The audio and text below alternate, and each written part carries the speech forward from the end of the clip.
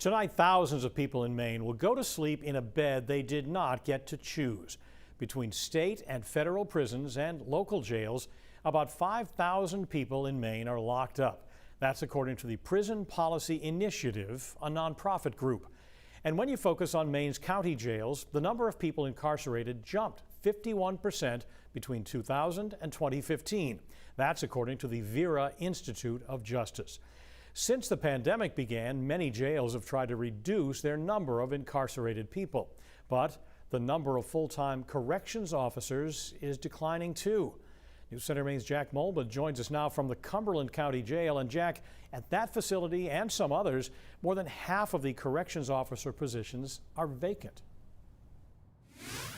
That's right, Pat. Here at the Cumberland County Jail, there are nearly 80 open correctional officer positions. That's nearly 60% of the potential workforce, and that makes it so that you have inmates who are missing out on valuable programs. Some staff have to work 16-hour shifts, and some inmates are even losing out on precious visiting hours with their families. Now, I spoke with both the Cumberland County Sheriff and the York County Sheriff to find out how the staffing issue is impacting them.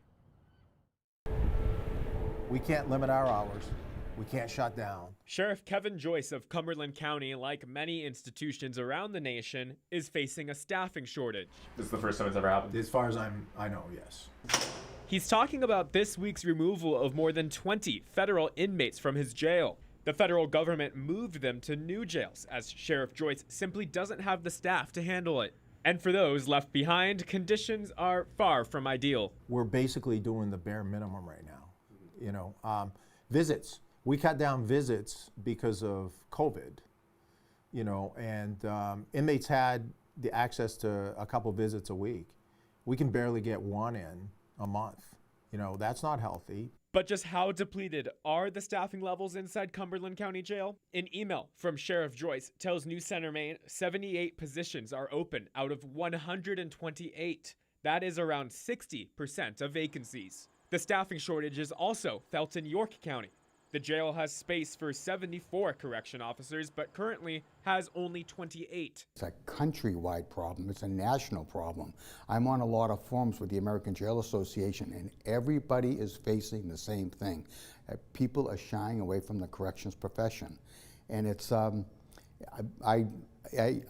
don't know why that is. Sheriff King says his jail had to rely on reserve officers. They've even had to stop allowing visitors on some days as they can't handle the staffing. It's something that's very, very concerning to us, and we're out recruiting every day.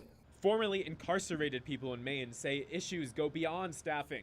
This is a crisis. The system is failing in Maine. Marianne Anderson stayed at the Cumberland County Jail in 2015 and says conditions for incarcerated people were already bad before the staffing issues. How are they responding to these things? How are they ensuring the safety of the folks who are currently incarcerated? Because it sounds to me like they're not. Jack, do these staffing shortages go beyond the York and Cumberland County jails? Pat, they actually do. I reached out to Penobscot County Jail, and the sheriff there tells me that they have staff openings there for corrections officers. They're about 16% vacant in their options, so it's not quite as much as Cumberland and York counties, but it's still pretty significant. I reached out to Long Creek Youth Correctional Facility as well as Kennebec County Jail, and I have yet to hear back from those two. Jack Molbert in Portland tonight. Thank you.